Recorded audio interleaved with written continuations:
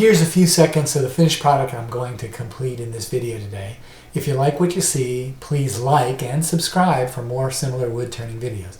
And if you want to be notified when my next video comes out, click the bell. I make a video about once a week. Okay, here is a Brazilian pepper crotch slash burl, or branches and such.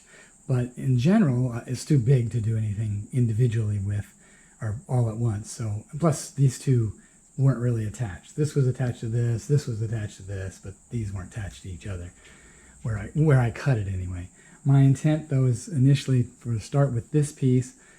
I think there's a burl here, and a pretty good sized branch. My intent is to put a woodworm screw here, make this the top, and that'll be the bottom. So there'll be burl edges, and it'll be an odd shaped bowl. The next one here, I've got to include all of this burl, so it wraps around pretty much the whole thing.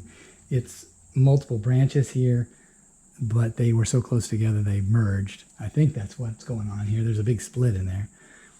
And then this piece, I'm not sure yet, but there's nice burl there. I'll probably end up making this the top, but I'm not sure.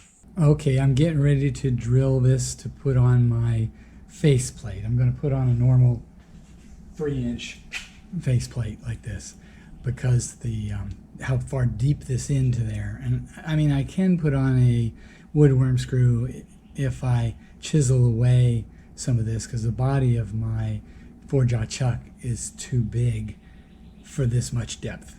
Okay, I've got this piece of Brazilian pepper with a couple of burls on it, two pretty good sized ones on here. This one's just clearing the front end of my lathe. I went with this 3-inch faceplate, and it's screwed down with 6 screws, and this will be the top. Obviously this will be the bottom. This burl is wrapped only from about here to here, whereas this one is wrapped all the way around to there. So I'm going to lose this much of it, but it'll definitely be in the video or in the bowl when I'm done. I haven't decided what I'm going to make, but obviously this thing is longer than it is narrow than the width there, so it's going to have some odd shape. It'll probably, well, we'll see what it turns out.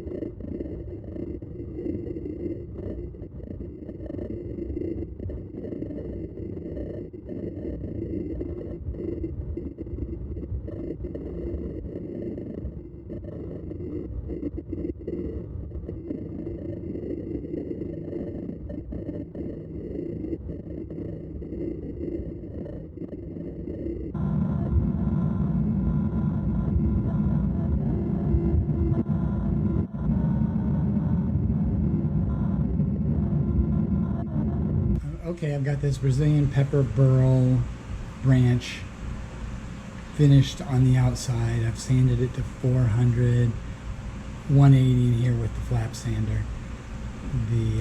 I still have my 3-inch faceplate on there. I haven't taken it off, and that'll come off in a few minutes.